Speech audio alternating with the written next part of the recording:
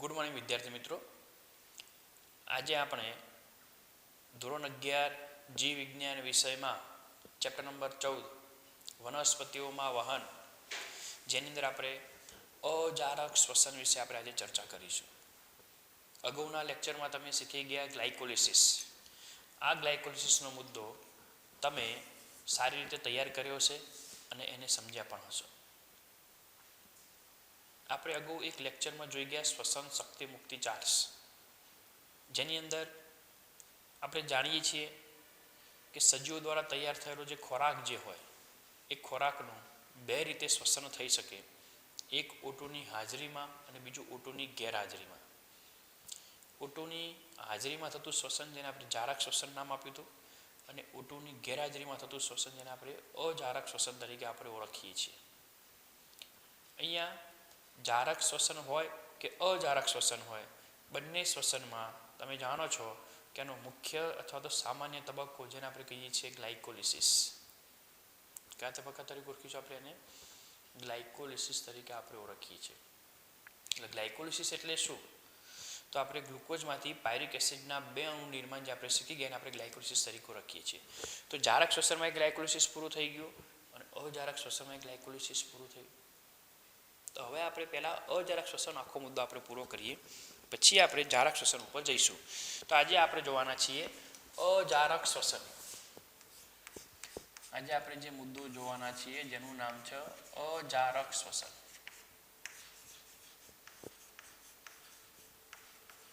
જે O2ની ગેરહાજરીમાં થાય. ક્યાં થશે? O2ની ગેરહાજરીમાં અજારક શ્વસન, જેનું બીજું નામ છે મિત્રો સૂક્ષ્મ સજીવોમાં અજારક શ્વસન થાય. સૂક્ષ્મ સજીવો થતા અજારક શ્વસનની બીજા શબ્દોમાં આથવન અથવા ફર્મેન્ટેશન.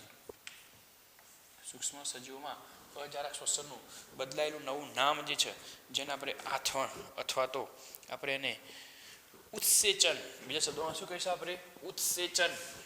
ત્રીજું નામ છે એનું ઉત્સેચન.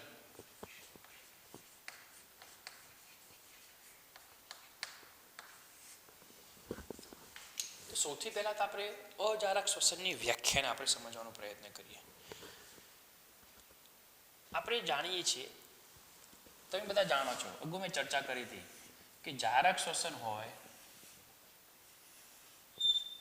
આ 2 કોષ છે સમજી લો. એક કોષ જે છે, એક કોષ એ જારક શ્વસન કરે. એક કોષમાં કેવું શ્વસન થાય? જારક. અને બીજા કોષમાં કયું શ્વસન થાય? અજારક. તો જારક શ્વસન થાય તો ગ્લુકોઝ જે હતો એ ગ્લુકોઝમાંથી ગ્લાયકોલિસિસની ક્રિયા દ્વારા પાયરુવિક એસિડના 2 અણુ જે છે એ 2 અણુ એ જારક કોષમાં બનશે, અને ગ્લુકોઝ જે છે એ ગ્લુકોઝનું ગ્લાયકોલિસિસ થઈ અને પાયરુવિક એસિડના અણુ એ અજારક શ્વસન ધરાવતા કોષમાં થશે. જારક શ્વસનવાળા કોષમાં એ પાયરિક એસિડ હવે કણાભ સૂત્રમાં પ્રવેશે છે. ક્યાં પ્રવેશશે? કણાભ સૂત્રમાં. જ્યારે અજારક શ્વસનમાં પાયરિક એસિડ એ કણાભ સૂત્રમાં નથી પ્રવેશતા, એ પાયરિક એસિડનું આગળ વિઘટન એ કોષરસ આધારકમાં જ થાય. ક્યાં થશે? કોષરસ આધારક. એનો મતલબ એમ થયો કે સમગ્ર અજારક શ્વસનની ક્રિયા ક્યાં થશે? કોષરસ આધારકમાં થશે. આખી અજારક શ્વસન ક્યાં થશે? કોષરસ આધારકમાં. અને એ પણ પાછું O2ના અભાવમાં. O2ના અભાવમાં. તો કોષરસ આધારકમાં O2ના અભાવમાં ગ્લુકોઝનું અપૂર્ણ ઓક્સિડેશન થઈ ઓછી શક્તિ મુક્ત થવાની જૈવ રાસાયણિક ક્રિયાને આપણે શું કહીશું? અજારક શ્વસન તરીકે આપણે એને ઓળખીશું. વ્યાખ્યા લખીએ આપણે, સમજજો બરાબર. અજારક શ્વસનની વ્યાખ્યા: કોષરસ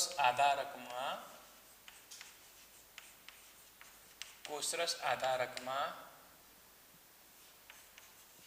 ગ્લુકોઝનું, કોનું? ગ્લુકોઝનું પાયરિક એસિડમાં શું થાય છે? અપૂર્ણ જ વિઘટન છે. પણ પાયરિક એસિડનું સંપૂર્ણ વિઘટન થવા માટે એ જાય ક્યાં? કણાભ સૂત્રમાં. જો કણાભ સૂત્રમાં પ્રવેશશે તો સંપૂર્ણ વિઘટન થશે ગ્લુકોઝનું. પણ જો એ આધારકમાં રહેશે તો એનું વિઘટન કેવું થાય છે? તો એ અપૂર્ણ વિઘટન થાય. એટલે કોષરસ આધારકમાં ગ્લુકોઝનું O2 ના અભાવમાં, કોના અભાવમાં? O2 ના અભાવમાં થતું શ્વસન, કોષરસ આધારકમાં ગ્લુકોઝનું O2 ના અભાવમાં થતું શ્વસન, પણ ગ્લુકોઝનું O2 ના અભાવમાં જે શ્વસન થાય છે જેને આપણે શું કહીએ છીએ? આપણે એને અજારક શ્વસન તરીકે ઓળખીશું. શું કહીશું આપણે એને? અજારક શ્વસન તરીકે આપણે ઓળખીશું. આ ક્રિયામાં ગ્લુકોઝનું સંપૂર્ણ વિઘટન થતું નથી. એટલે કેવું વિઘટન થશે? અપૂર્ણ વિઘટન થશે. તેમાં એટલે અજારક શ્વસનમાં ગ્લુકોઝનું અપૂર્ણ વિઘટન થાય છે. ગ્લુકોઝનું કેવું વિઘટન થશે? અપૂર્ણ વિઘટન થશે. એટલે જારક શ્વસનની સાપેક્ષમાં ઓછી શક્તિ મુક્ત થાય. ઓછી શક્તિ મુક્ત થશે. કોના સાપેક્ષમાં? જારક શ્વસનની સાપેક્ષમાં. જારક શ્વસનમાં 38 એટીપી બને છે. અહીંયા 2 જ એટીપી બનશે. 19 ગણી શક્તિ એ ઓછી ઉત્પન્ન થશે. આ જે અજારક શ્વસન જે છે એ અજારક શ્વસનને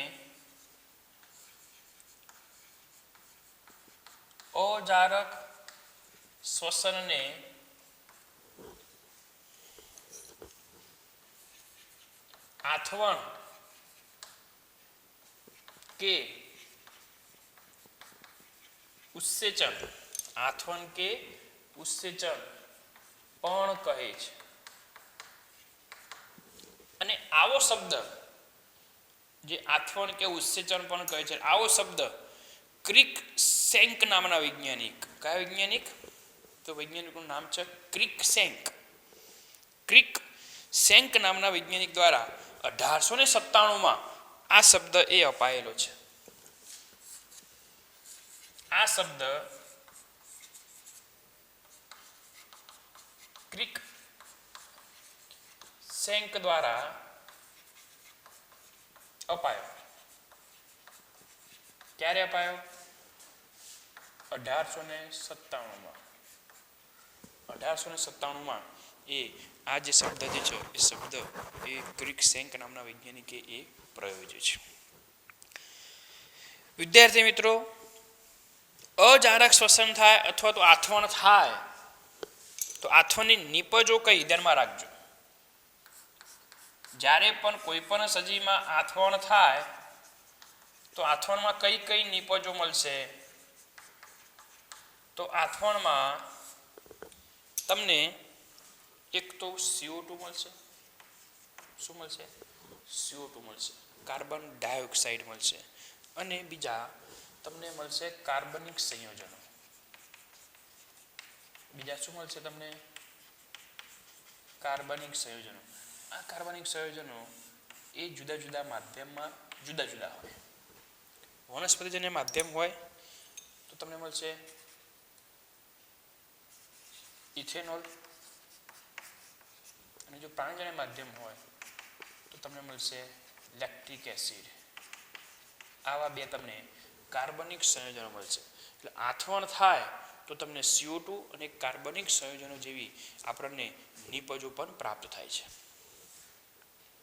અજારક શ્વસનમાં ગ્લુકોઝનું અપૂર્ણ વિઘટન થાય છે. અપૂર્ણ વિઘટન થવાના કારણે આમાં એનર્જી જે છે એનર્જી એકદમ ઓછી મળશે. કેટલી મળશે? 7% કરતાં ઓછી. કેટલી એનર્જી? 7% કરતાં ઓછી. અહીંયા 7% કરતાં ઓછી એનર્જી મળવાના કારણે ફક્ત ને ફક્ત સમગ્ર અજારક શ્વસનની ક્રિયામાં 2 જ એટીપી આપણને પ્રાપ્ત થાય છે. આમ તો જો 7% કરતાં વધારે એનર્જી આપણને પ્રાપ્ત થતી હોત તો કદાચ બીજા વધારાના એટીપી આપણને મળતા હોત. પરંતુ અહીંયા આથવણની જે ક્રિયા જે છે, આથવણની ક્રિયામાં ઉર્જા જે છે એ ગ્લુકોઝમાંથી 7% કરતાં ઓછી મળે છે, જેના કારણે એ ઉર્જા જે છે ઉર્જા એટીપીમાં સંચય પામી શકતી નથી. આ જે આથવણ જે છે, આથવણ એ આથવણ કેટલા પ્રકારના છે? 2 પ્રકારના, ધ્યાનમાં રાખજો. પહેલા આપણે આથવણના પ્રકાર સમજી લઈએ. આથવણ જે છે એ આથવણના પ્રકાર કેટલા? 2.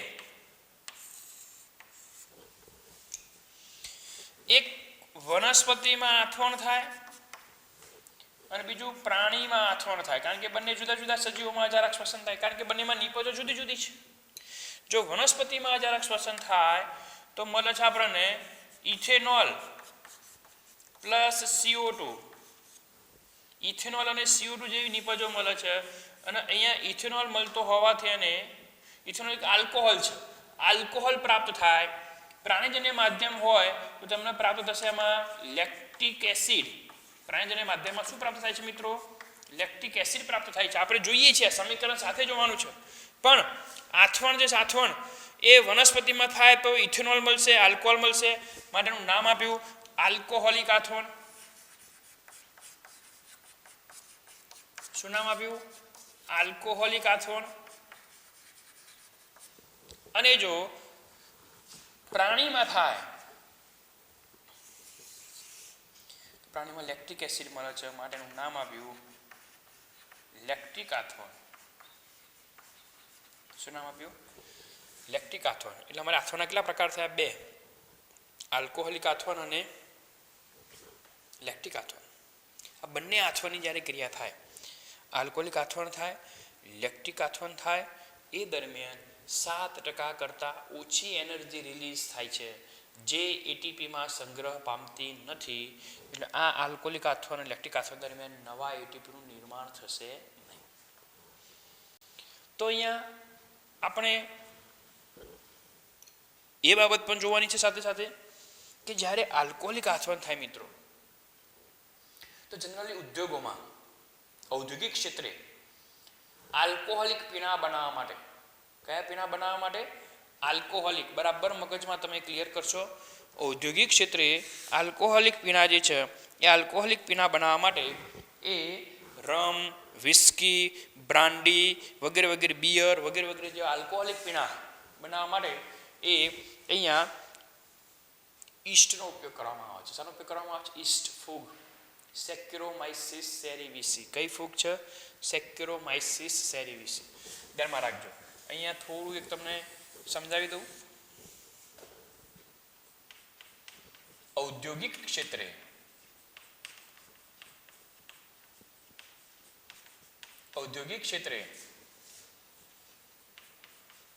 આલ્કોહોલિક પીણા બનાવવા માટે જેવા કે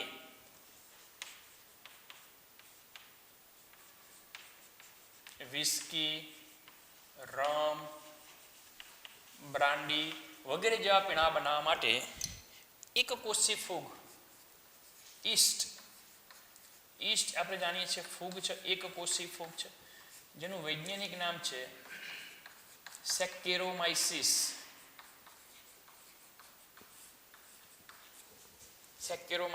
સેરેવિસી.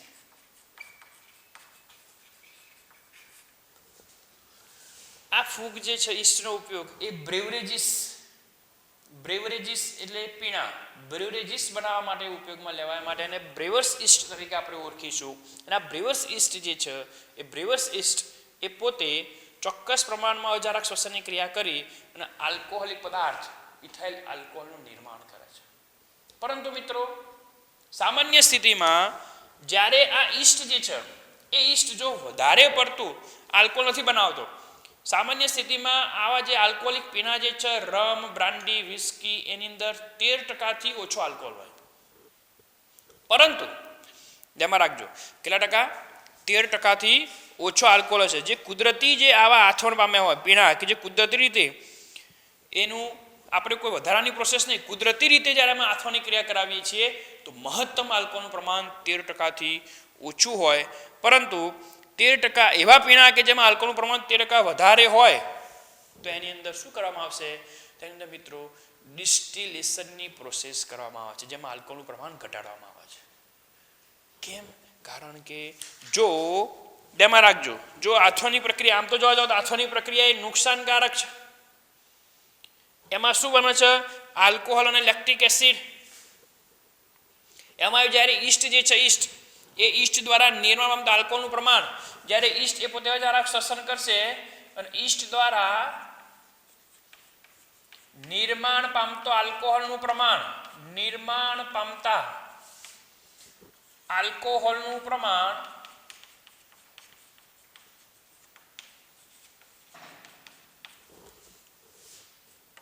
13% કરતા વધે. કેટલા ટકા કરતા?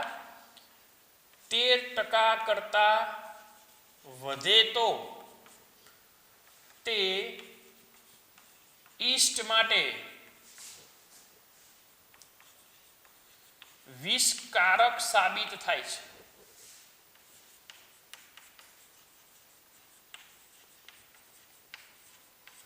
કેટલા ટકા? 13% કરતાં જો આલ્કોહોલનું પ્રમાણ વધી જાય તો ઈસ્ટ એ ઓટોમેટિકલી એમાં નાશ પામશે, મૃત્યુ પામશે. કારણ કે ઈસ્ટ માટે કઈ બની જાય છે? ઝેરી બની જાય છે. એમાં ચયાપચય ક્રિયાઓ થશે નહીં. એટલા માટે આથોની પ્રક્રિયા આમ જોવા જાઓ તેમાં ફક્ત એક એસિડ બનતો હોય છે. આ લેક્ટિક આથોન ડેરી ઉદ્યોગ ક્ષેત્રે lactobacillus bacteria, lactic acid bacteria જે છે જે દૂધમાંથી દહીં બનાવવા માટે ડેરી ઉદ્યોગ ક્ષેત્રે આ લેક્ટિક આથોનનો ઉપયોગ કરવામાં આવશે. ડેરી ઉદ્યોગ ક્ષેત્રે લેક્ટિક આથોનનો ઉપયોગ કરવામાં આવે છે.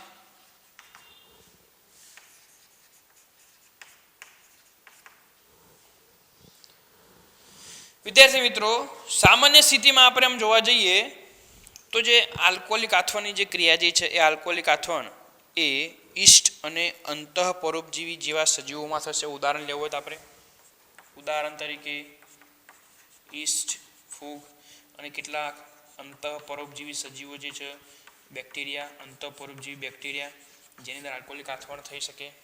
જ્યારે લેક્ટિક એસિડ આથવણ જે છે, લેક્ટિક એસિડ આથવણ એ આપણા શરીરમાં એ પ્રાણીના સ્નાયુ કોષો, આપણા જે સ્નાયુ કોષો જે છે, આપણે કેટલીક વખત આપણે બહુ ચાલીએ છીએ, બહુ કસરત કરીએ આપણે થાક લાગે છે ને મિત્રો, કારણ કે આપણા સ્નાયુ કોષોમાં લેક્ટિક એસિડની જમાવટ થઈ જાય.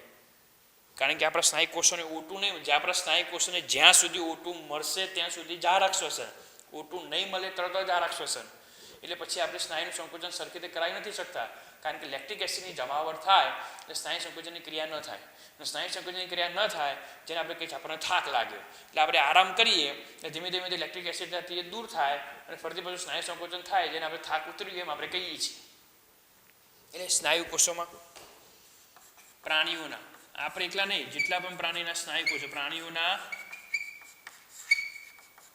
સ્નાયુ કોષો અને કેટલાક જીવાણુ, દાખલા તરીકે લેક્ટિક એસિડ બેક્ટેરિયા અથવા લેક્ટોબેસિલસ. દૂધમાંથી દહીં બનાવવા માટે કયા બેક્ટેરિયા જવાબદાર? લેક્ટોબેસિલસ. એની અંદર આ પ્રકારની ક્રિયા જોવા મળશે. તો તમારે એટલી બાબતો યાદ રાખવાની છે કે અજારક શ્વસન એ કોષના આધારકમાં થતી ક્રિયા છે. O2ના અભાવમાં થતું શ્વસન, જેમાં ગ્લુકોઝનું અપૂર્ણ વિઘટન થશે, ઓછી શક્તિ મુક્ત થશે. કેટલી એનર્જી? 7% કરતાં ઓછી. કેટલી એનર્જી? 7% કરતાં ઓછી શક્તિ મુક્ત થશે. આ અજારક શ્વસનને આથવન કે ઉત્સેચન કહેવામાં આવે છે. આ શબ્દ કોને આપ્યો? ક્રિકસેન્ક દ્વારા 1897માં અજારક શ્વસન અથવા આથવણ થાય તો એમાં મળતી નિપજો કઈ? CO2 અને કાર્બનિક સંયોજનો. કાર્બનિક સંયોજનોમાં જો વનસ્પતિમાં ક્રિયા થાય તો ઇથેનોલ, પ્રાણીમાં ક્રિયા થાય તો લેક્ટિક એસિડ. એટલે બે પ્રકારના કાર્બનિક સંયોજનો મળશે. વનસ્પતિમાં અજારક શ્વસન થાય છે, ઇથેનોલ મળે માટેનું નામ આપ્યું આલ્કોહોલિક આથવણ, અને પ્રાણીઓમાં જ્યારે અજારક શ્વસન થાય ત્યારે બનશે લેક્ટિક એસિડ માટેનું નામ આપ્યું લેક્ટિક આથવણ. આ જે લેક્ટિક આથવણ અને આલ્કોહોલિક આથવણ એ આથવણના મિત્રો બે પ્રકાર થયા. આલ્કોહોલિક આથવણ ઈસ્ટ અને અંતઃપરોપજીવીમાં થશે. આલ્કોહોલિક આથવણની ક્રિયા એ ઔદ્યોગિક ક્ષેત્રે વિસ્કી, રમ, બ્રાન્ડી વગેરે જેવા પ્રકારના પીણા બનાવવા માટે, એ બ્રેવરેજીસ બનાવવા માટે એનો ઉપયોગ થશે. એમાં ઈસ્ટ ફૂગ જે છે જેનું વૈજ્ઞાનિક નામ છે સેક્રોમાઇસીસ સેરિવિસી, આ જે છે સેક્રોમાઇસિસ એ પ્રજાતિ છે, સેરેવિસી એ જાતિ છે જેનો ઉપયોગ કરવામાં આવતો હોય છે. પણ આ આથવાની ક્રિયા કેટલીક વાર નુકસાનકારક સાબિત થાય છે કે ઈસ્ટ દ્વારા નિર્માણ વખતે આલ્કોહોલનું પ્રમાણ સામાન્ય સ્થિતિમાં પીણામાં 13% કરતાં ઓછું હોય કુદરતી રીતે, પરંતુ જો 13% કરતાં એ વધી જાય તો ઈસ્ટ માટે જ એ ઝેરી સાબિત થાય અને ઈસ્ટ જે છે એ ઈસ્ટ પરથી શું પામશે તો મૃત્યુ પામશે. જ્યારે લેક્ટિક એસિડનો ઉપયોગ ડેરી ઉદ્યોગ ક્ષેત્રે એ લેક્ટિક એસિડ બેક્ટેરિયા જે છે લેબ બેક્ટેરિયા તરીકે આપણે લેક્ટિક એસિડ બેક્ટેરિયા અથવા તો આપણે કહીએ છીએ લેક્ટોબેસિલસ પ્રકારના જીવાણુ જેનો ઉપયોગ એ ડેરી ઉદ્યોગ ક્ષેત્રે કરવામાં આવતો હોય છે. હવે આપણે ડિટેલમાં એમ સમજવાનું છે કે વનસ્પતિજન્ય માધ્યમમાં જ્યારે એ આથવણ થાય તો કઈ રીતે ઇથેનોલ અને CO2 મળશે એ આપણે સમજવાનું છે. તો હવે આપણે અહીંયા ધ્યાનમાં રાખજો. હું અહીંયા આપણે જોઈએ આપણે બે ભાગ પાડી દઈએ છીએ જુદા જુદા.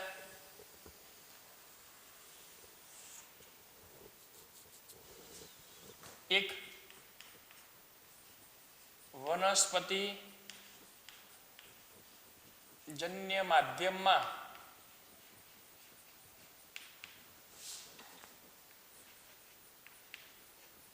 આથવણ, એક વનસ્પતિજન્ય માધ્યમમાં આથવણ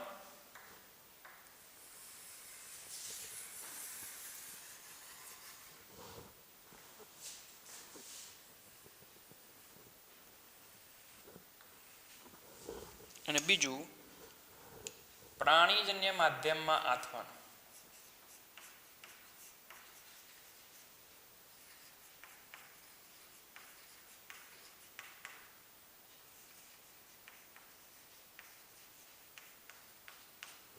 એક વનસ્પતિજન્ય માધ્યમમાં આથવણ અને બીજું એ પ્રાણીજન્ય માધ્યમમાં આથવણ.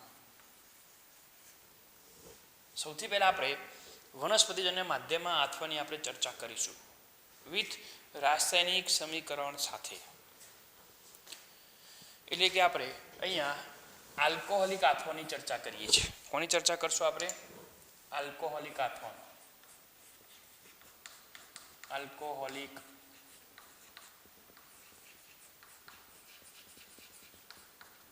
આથવણ. જ્યારે એના આપણે શું કહીશું? લેક્ટિક આથવણ.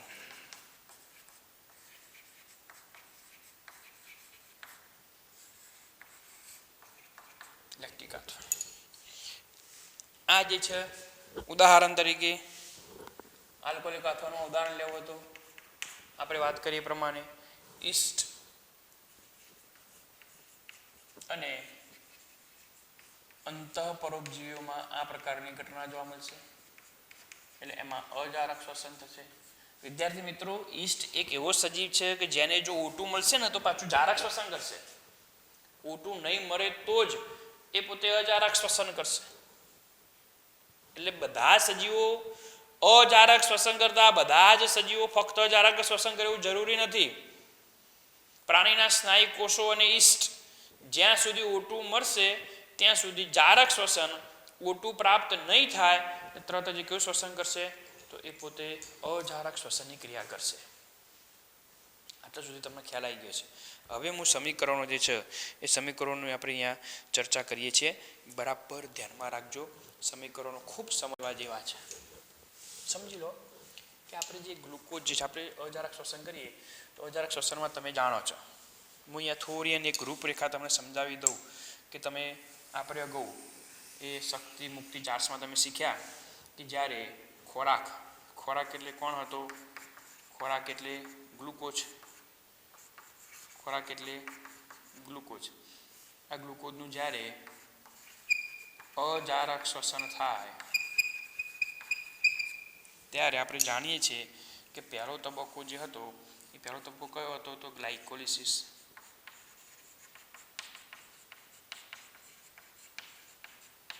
પહેલો તબક્કો કયો હતો વિદ્યાર્થી મિત્રો? ગ્લાયકોલિસિસ. ગ્લાયકોલિસિસ થયું તો ગ્લાયકોલિસિસમાં શું થાય આપણે જાણીએ છીએ. ગ્લાયકોલિસિસમાં ગ્લુકોઝ જે હતા ગ્લુકોઝના એક અણુમાંથી પાયરિક એસિડના 2 અણુ નિર્માણ પામી ગયા. આટલી ઘટના ટૂંકમાં જેને આપણે કહીએ છીએ ગ્લાયકોલિસિસ. હવે આ પાયરુવેટ એસિડનું આથવણ થશે મિત્રો, ગ્લાયકોલિસિસ થઈ ગયું, હવે આ આથવણ થશે, જેની આપણે અહીંયા ચર્ચા કરી, આલ્કોહોલિક આથવણ અને લેક્ટિક આથવણ હવે થશે. એટલે આપણે આલ્કોહોલિક આથવણ, લેક્ટિક આથવણ અને પાયરિક એસિડની આગળ પ્રોસેસ થશે કે ભાઈ પાયરિક એસિડ એ કોષરસ આધારકમાં, ક્યાં આગળ? કોષરસ આધારકમાં, એક કોઈ અંગિકામાં નથી પ્રવેશતો પાયરિક એસિડ, કોષરસ આધારકમાં જ એ ચોક્કસ ઉત્સેચક દ્વારા એનું વિઘટન થશે, પણ એવું વિઘટન થશે જેમાંથી સંપૂર્ણપણે એનર્જી મુક્ત થશે નહીં, કારણ કે અપૂર્ણ વિઘટન થાય છે. આ પાયરિક એસિડનું શું થશે આપણે સમજવાનું છે. તો હવે ગ્લાયકોલિસિસ પહેલા જરાક શ્વસનમાં થાય તો વનસ્પતિજન્ય માધ્યમમાં એ જે ગ્લુકોઝ હોય એ ગ્લુકોઝમાંથી તમે જાણો છો કે ગ્લુકોઝ જે છે એ ગ્લુકોઝમાંથી વિદ્યાર્થી મિત્રો સમજી લો કે PgAl બન્યો, ફોસ્ફોગ્લિસરાલ્ડિહાઇડ ના કેટલા અણુ બનશે? 2 અણુ. કયો તબક્કો? ફોસ્ફોરીકરણ. તમારા મગજમાં ક્લિયર હશે. ફોસ્ફોરીકરણ તબક્કો તમે શીખી ગયા. PgAl બનશે. PgAl ના કેટલા અણુ બનશે? 2 અણુ. 3PgAl, 3 ફોસ્ફોગ્લિસરાલ્ડિહાઇડ. એ દરમિયાન તમે જાણો છો કે આપણે જાણીએ છીએ કે આપણને કેટલા 2 ATP વપરાશે અને 2 ADP મળશે. તમે જાણો છો 2 જગ્યાએ ફોસ્ફોરીકરણ થાય એટલા માટે 2 ATP વપરાશે અને 2 ADP પ્રાપ્ત થશે, અને આપણને એક ટ્રાયોજ ફોસ્ફેટ શર્કરા મળી. કઈ મળી? ટ્રાયોજ ફોસ્ફેટ શર્કરા એ આપણને પ્રાપ્ત થઈ.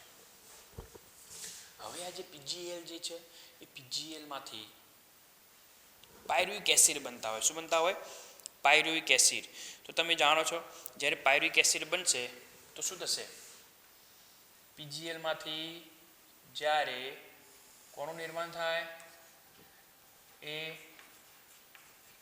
Pyruvic acid. કયો એસિડ? Pyruvic acid. તો એ દરમિયાન આપણે જાણીએ છીએ કે અહીંયા એક તબક્કામાં 2 જગ્યાએ વિફોસ્ફોરીકરણ થયું એટલે 2 ATP બનશે. બીજી વાર તમે જાણો છો PEP માંથી પાયરિક એસિડ બને છે, એ દરમિયાન પણ 2 ADP નું શું થશે? ફોસ્ફોરીકરણ. શું બનશે? 2 ATP. એટલે આધારક સ્તરે કેટલા મળે આપણને? 2 4. આધારક સ્તરે કેટલા ATP મળ્યા વિદ્યાર્થી મિત્રો? 4 ATP. ઉપર વપરાય કેટલા? 2. ચોખ્ખો નફો કેટલાનો થયો? 2 નો. અને આટલેથી આપણે પાયરિક એસિડ મળી ગયા. અહીંયા ગ્લાયકોલિસિસની ક્રિયા પૂરી થઈ. પણ અહીંયા આ જે પાયરિક એસિડ જે મળ્યા આપણને, આ પાયરિક એસિડના આપણને કેટલા અણુ મળ્યા? તમે જાણો છો 2 અણુ, કારણ કે 2 PgAl હતા તો કેટલા અણુ મળશે? 2 પાયરિક એસિડ અણુ મળશે. પાયરિક એસિડને આપણે રાસાયણિક બંધારણ લખવું હોય તો તમે જાણો છો, મેં અહીંયા થોડી જગ્યા એટલા માટે રાખી રાસાયણિક બંધારણ લખવા માટે. CH3COCOOH જેને આપણે પાયરિક એસિડ તરીકે ઓળખીએ એના કેટલા અણુ મળશે આપણને? 2 અણુ મળશે. CH3COCOOH. હવે જે આ પાયરુવિક એસિડ જે છે મિત્રો, એ પાયરુવિક એસિડનું આ જે પાયરુવિક એસિડ જે છે, પાયરુવિક એસિડનું પાયરુવેટ ડીકાર્બોક્સાઇલેઝ. કયું ઉત્સેચક? પાયરુવેટ ડીકાર્બોક્સાઇલેઝ નામનું ઉત્સેચક. યાદ રાખજો, પાયરુવેટ ડીકાર્બોક્સાઇલેઝ નામના ઉત્સેચકની મદદથી એનું ડીકાર્બોક્સિલેશન થશે અને એની સાથે કોફેક્ટર TPP, થિયામીન પાયરોફોસ્ફેટ,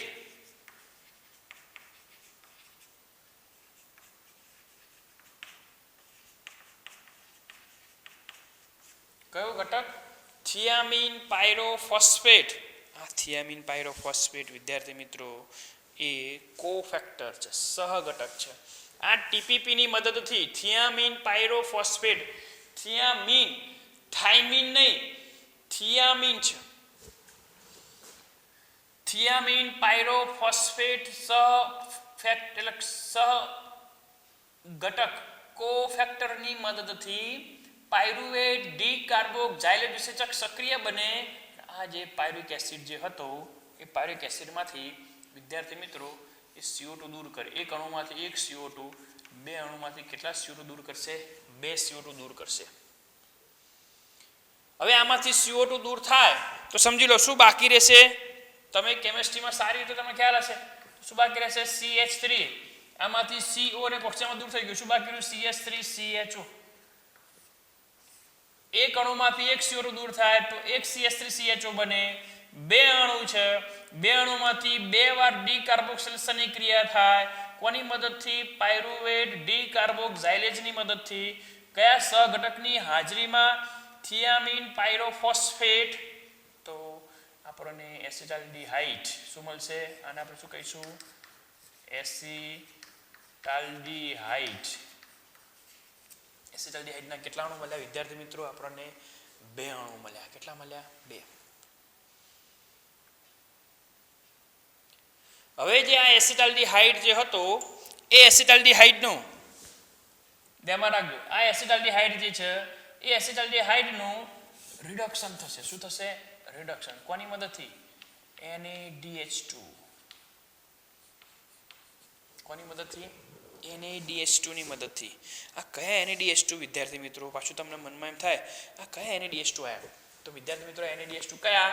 તો જે અહીંયા પેલા PGL દરમિયાન યાદ હોય તો ગ્લાયકોલિસિસમાં PGL જે હતો એ PGL ની અંદર થી ડિહાઇડ્રોજનેશન થયું હતું અને એમાંથી આપણે જાણીએ છીએ 2H+ અને 2 ઇલેક્ટ્રોન મુક્ત થયા હતા. એટલે બે અણુ હોય તો 4H+ અને 4 ઇલેક્ટ્રોન. તો કોને સ્વીકાર્યા હતા? 2 NaDH સ્વીકાર્યા હતા અને સામે ફેરવાયા હતા 2 NaDH2. આ 2 NaDH2 એ જે છે એ વિદ્યાર્થી મિત્રો એ આ 2 NaDH2 એ આ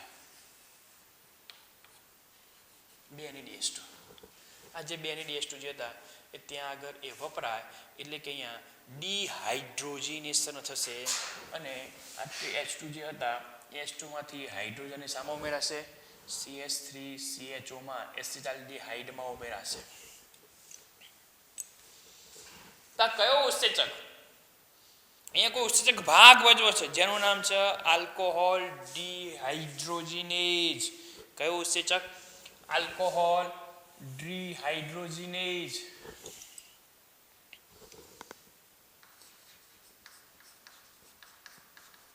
આલ્કોહોલ ડિહાઇડ્રોજિનેઝ ઉત્સેચકની મદદથી. અને આ જે છે એ પાછું Zn+2 ઝીંકની હાજરીમાં ઉત્સેચક સક્રિય બનશે. NaDH2 રિડ્યુસ શક્તિમાંથી હાઇડ્રોજન દૂર કરશે. એટલે શું મુક્ત થશે? 2H+ plus 2 electron. આ જે 2H+ 2 ઇલેક્ટ્રોન ક્યાં ઉમેરાશે? એસિટાલ્ડીહાઇડમાં. ક્યાં ઉમેરાયા? એસિટાલ્ડીહાઇડમાં. તો શું બનશે? CH3CO CH3CHO CH3CHO હતું. બે હાઇડ્રોજન ઉમેરા, એક હાઇડ્રોજન આમાં ઉમેરો એટલે શું થશે? CH2. એક હાઇડ્રોજન અહીંયા ઉમેરે OH. શું બની ગયું? CH3CH2OH. CH3CH2OH ને આપણે કહીશું ઇથેનોલ. પણ અહીંયા બે અણુ છે તો અહીંયા ઇથેનોલ પણ કેટલા અણુ મળશે? 2 અણુ, જેને આપણે કહીશું ઇથાઇલ આલ્કોહોલ. શું કહીશું આપણે એને? Ethyl alcohol. આ રીતે ઇથાઇલ આલ્કોહોલના કેટલા અણુ બની ગયા? 2 અણુનું અહીંયા નિર્માણ થઈ ગયું. તો વનસ્પતિજન્ય માધ્યમમાં ધ્યાનમાં રાખજો, વનસ્પતિજન્ય માધ્યમમાં ગ્લુકોઝનું પહેલા ગ્લાયકોલિસિસ થાય. જ્યારે ગ્લાયકોલિસિસ થાય એટલે ગ્લુકોઝમાંથી આપણે જાણીએ છીએ PGL બને. એ દરમિયાન 2 ATP વપરાય છે, તમે જાણો છો. PGL માંથી પાયરિક એસિડ બને. એ દરમિયાન 4 ATP આપણને પ્રાપ્ત થાય છે, એ પણ તમે જાણો છો. અને 2 NaDH2 પણ મળશે, એ પણ આપણે જાણીએ છીએ.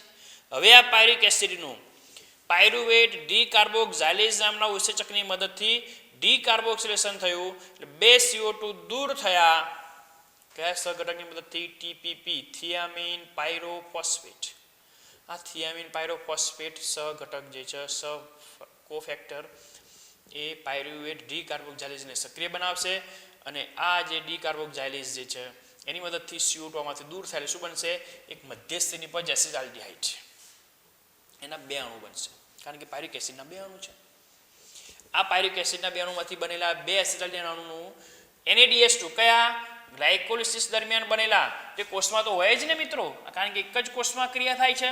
એટલે કોષમાં રહેલા 2 NADH2 જે હતા એ 2 NADH2 માંથી એનું ડિહાઇડ્રોજિનેશન થશે. કયો ઉત્સેચક? આલ્કોહોલ ડિહાઇડ્રોજિનેઝ. અને એનો સહઘટક કોણ છે? ઝીંક. ઝીંકની હાજરીમાં એ સક્રિય બનશે અને આ જે 2H+2 ઇલેક્ટ્રોન જે છે આમાંથી મુક્ત થશે અને એસિટાલ્ડિહાઇડમાં ઉમેરાશે. આમાં ઉમેરાય એટલે શું બનશે? ઇથાઇલ આલ્કોહોલના 2 અણુ. એટલે વનસ્પતિજન્ય માધ્યમમાં આલ્કોહોલ બને છે આથવણની ક્રિયા દ્વારા, માટેનું નામ આપ્યું આલ્કોહોલિક આથવણ. આ રીતે ઈસ્ટના શરીરમાં ક્રિયા થાય તો ઈસ્ટ એ માધ્યમમાં આલ્કોહોલ ઉમેરે જ જાય. પરંતુ જો 13% કરતાં એનું પ્રમાણ વધી જાય તો એ ઈસ્ટ માટે કેવું બનશે? તો એ નુકસાનકારક સાબિત થશે. હવે આપણે જોવાનું છે પ્રાણીજન્ય માધ્યમમાં આથવણ અથવા તો લેક્ટિક આથવણ, લેક્ટિક એસિડ આથવણની ક્રિયા જે ક્યાં થાય? ઉદાહરણ તરીકે આપણે જાણીએ છીએ, ઉદાહરણ તરીકે પ્રાણીઓના સ્નાયુ કોષોમાં,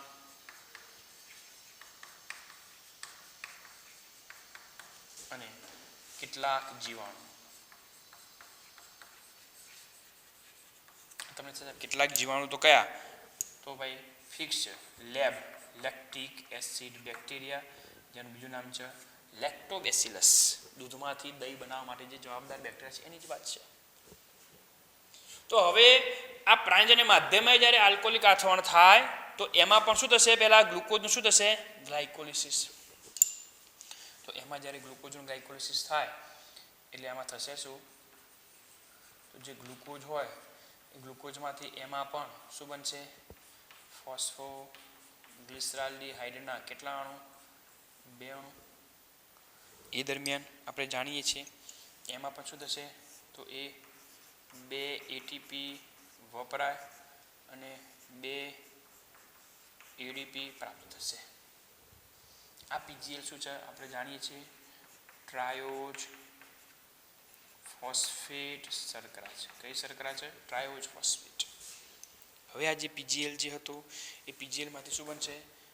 પાયરુવિક એસિડ. PGL માંથી શું બને? Pyruvic acid.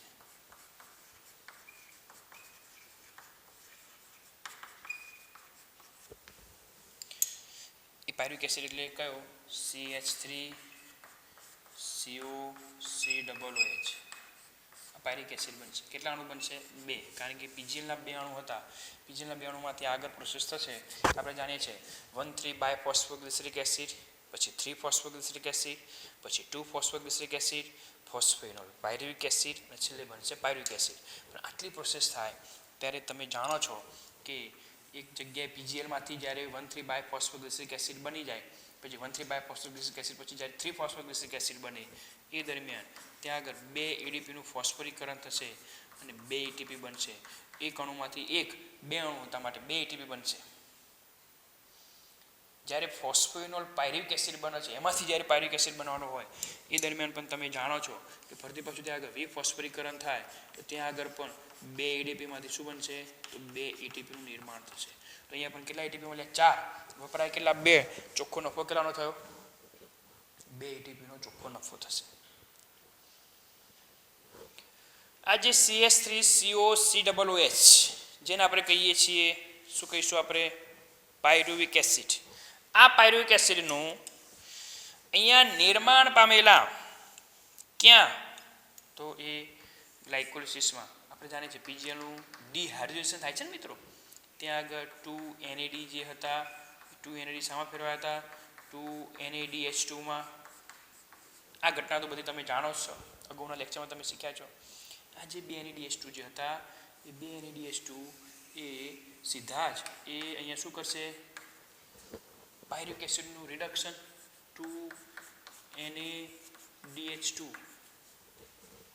સીધા જ એ પાયરુવિક એસિડના રિડક્શનમાં વપરાશે. અને આ પાયરુવિક એસિડ રિડક્શન કરવા માટે જવાબદાર જે ઉત્સેચક જે છે એ ઉત્સેચકનું નામ છે લેક્ટેટ ડિહાઇડ્રોજિનેઝ અથવા લેક્ટિક એસિડ ડિહાઇડ્રોજિનેઝ. આ જે અહીંયા જે ઉત્સેચક વપરાશે એ ઉત્સેચકનું નામ છે લેક્ટેટ. લેક્ટેટ એટલે લેક્ટિક એસિડ. ડી હાઇડ્રોજનેઝ લેક્ટિક એસિડનું નિર્માણ થવાનું છે. કોના કારણે? આ NaDH2 માંથી આ હાઇડ્રોજન જે હાઇડ્રોજન એ દૂર થશે. 2H પ્લસ 2 ઇલેક્ટ્રોન, આ 2 ઇલેક્ટ્રોન ક્યાં ઉમેરાશે? એ પાયરિક એસિડના એક અણુમાં. આવા 2 અણુ હોય તો આવા 2 જૂથ ઉત્પન્ન થશે. આ 2 પાયરિક એસિડના અણુમાં ઉમેરાશે. હવે ક્યાં ઉમેરાશે તમે જોજો. હું અહીંયા શું કરું છું મિત્રો, જો તમે આપણે લખીએ અહીંયા CH3COCOOH એ હતું શું? પાયરિક એસિડ જ હતો. 2 હાઇડ્રોજન ઉમેરાય, 2 ઇલેક્ટ્રોન ઉમેરાય. એક હાઇડ્રોજન હું અહીંયા ઉમેરી દઉં ને એક હાઇડ્રોજન હું અહીંયા ઉમેરી દઉં. આ થઈ ગયો લેક્ટિક એસિડ. 2 હાઇડ્રોજન ખાલી ઉમેરાય, શું બની ગયો? Lactic acid. કેટલા અણુમાં ઉમેરાય? 2. તો લેક્ટિક એસિડના કેટલા અણુ મળશે? 2. આ જે બની ગયો મિત્રો, જેને આપણે કહીશું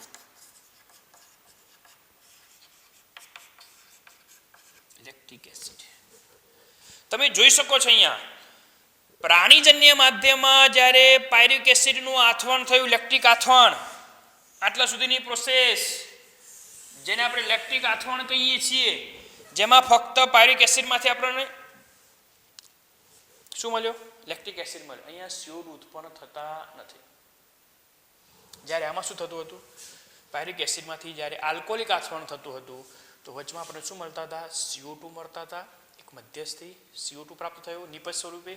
આ તો મધ્યસ્થ નિપજ જે વપરાઈ ગઈ, શું બની ગઈ? એમાંથી ઇથાઇલ આલ્કોહોલ. આપણે મળ્યા શું? CO2 plus ethyl alcohol. તો જ્યારે વનસ્પતિજન્ય માધ્યમમાં અજારક શ્વસન થાય ત્યારે આપણને શું મળશે? તો મેં અહીંયા લખ્યું છે ઇથેનોલ પ્લસ CO2. તો તમે જોઈ શકો છો આ CO2 અને આ ઇથેનોલ ઇથાઇલ આલ્કોહોલ. પ્રાણીજન્ય માધ્યમમાં અજારક શ્વસન થાય ત્યારે શું મળશે આપણને? લેક્ટિક એસિડ, જે તમે જોઈ શકો છો. પણ તમે એક વસ્તુ માર્ક કરજો, એક વસ્તુ બરાબર માર્ક કરજો. મેં તમને અગાઉ વાત કરી હતી, આટલો પોઈન્ટ ધ્યાનમાં રાખજો, અહીંયા પણ અને અહીંયા પણ. મેં તમને અગાઉ વાત કરી હતી કે જ્યારે આપણે આલ્કોહોલિક આથવણ કે લેક્ટિક આથવણ થાય ત્યારે આ બધી પ્રોસેસ જે થઈ, પાયરિક એસિડમાંથી આટલી ઘટના થઈ, એ દરમિયાન કેટલીક એનર્જી રિલીઝ થાય છે, મુક્ત થાય છે, પણ એ કેટલી છે? 7% કરતા ઓછી. 7% કરતા કેવી એનર્જી રિલીઝ થાય છે? ઓછી. અહીંયા પણ આ ક્રિયામાં કેટલા ટકા? 7% કરતા ઓછી. 7% કરતા ઓછી અહીંયા, અને અહીંયા પણ 7% કરતા ઓછી આ રિલીઝ થયેલી એનર્જી. આટલી એનર્જી એ એડીપીનું ફોસ્ફોરીકરણ કરી અને એટીપીનું નિર્માણ, એટલે આ ફોસ્ફેટ જે ત્રીજો શક્તિસભર બંધથી ઉમેરાશે એ ક્રિયા માટે આટલી એનર્જી ઓછી પડશે. આ એનર્જીથી ચાલશે નહીં. એટલે આ ક્રિયામાં 7% કરતા ઓછી એનર્જી રિલીઝ થવાના કારણે બીજા એટીપી બનતા નથી. સેમ પ્રોસેસ અહીંયા પણ એટીપી જે છે એટીપી નિર્માણ પામશે નહીં. તો આપણે અત્યાર સુધીમાં અજારક શ્વસનમાં આપણે કહીએ છીએ કે ભાઈ અજારક શ્વસન થાય તો કેટલા એટીપી મળશે? 2 એટીપી મળશે. તો તમને એમ થશે 2 એટીપી કયા? એ ભાઈ ગ્લાયકોલિસિસના. ભાઈ કયા 2 એટીપી? ગ્લાયકોલિસિસના. કઈ રીતે? 2 ને 2 4 મળ્યા, 2 વપરાયા, 4 માંથી 2 બાદ કરો, આપણે પ્રાપ્ત કેટલા થયા? 4 એટીપી. તો આપણને અહીંયા 2 એટીપી જે પ્રાપ્ત થાય છે અજારક શ્વસનમાં, એ 2 એટીપી કઈ રીતે? તો 2 એટીપીમાં તમે જુઓ, આપણને અહીંયા 2 જગ્યાએ આપણે જાણીએ છીએ કે આપણને ગ્લાયકોલિસિસમાં 4 એટીપી આપણને પ્રાપ્ત થાય અને 2 એટીપી વપરાય. એટલે તમે ઓછા 2 એટીપી કરી દેશો તમે, એટલે કેટલા એટીપી મળશે? ચોખ્ખો નફો 2 એટીપી. 2 એટીપી આ 2 એટીપીની વાત છે. અહીંયા પણ તમે જુઓ 2 ને 2 4 એટીપી આપણને પ્રાપ્ત થયા. 4 એટીપી પ્રાપ્ત થયા અને કેટલા એટીપી આપણને વપરાયા? તો એ 2 એટીપી વપરાયા. તો સ્વાભાવિક છે કેટલા ચોખ્ખો નફો થશે? 2 ATP નો ચોખ્ખો નફો થશે. આ 2 ATP ની વાત છે. અહીંયા તો નવા તો આલ્કોહોલિક આથોણમાં કે લેક્ટિક આથોણમાં આપણને નવા ATP મળતા જ નથી. એનું રીઝન 7% કરતા ઓછી એનર્જી રિલીઝ થાય અને આટલી એનર્જી, આ બધી જ ઉર્જા ATP ના ઊંચા શક્તિ મૂલ્ય ધરાવતા અણુના નિર્માણ માટે અશક્ય છે, પૂરતી નથી. પૂરતા પ્રમાણમાં જેટલી એનર્જી જોઈએ એટલી પ્રાપ્ત થતી નથી. માટે અહીંયા આટલાથી પાયરિક એસિડથી જે ઇથેલ આલ્કોહોલ બન્યો ત્યાં સુધીમાં અને પાયરિક એસિડમાંથી લેક્ટિક એસિડ બન્યો ત્યાં સુધીમાં આપણને નવા ATP પ્રાપ્ત થતા નથી. તો અહીંયા વનસ્પતિજન્ય માધ્યમમાં આલ્કોહોલિક આથવન અને પ્રાણીજન્ય માધ્યમમાં લેક્ટિક આથવન, ટૂંકમાં આથવન અથવા ઉત્સેચન અથવા O2 ના અભાવમાં થતું અજારક શ્વસન અથવા O2 ના અભાવમાં ગ્લુકોઝનું અપૂર્ણ ઓક્સિડેશનની ઘટના જે છે એ તમારી આગળ મેં રજૂ કરી. સ્વાભાવિક છે કે તમને ખ્યાલ આવ્યો હશે. આખા બોર્ડમાં જે તમે જેટલું પણ લખાણ લખેલું છે એનું વ્યવસ્થિત તમે સ્ક્રીનશોટ પાડી અને મહેરબાની કરીને તમે એને એ યાદ કરી લેશો, નોંધી લેશો અને તૈયાર કરી લેશો. અને કોઈ પણ પ્રોબ્લેમ હોય તો તમે મારો કોન્ટેક્ટ કરી શકશો. આજનું લેક્ચર આપણે અહીંયા જ પૂરું કરીએ છીએ. અસ્તુ.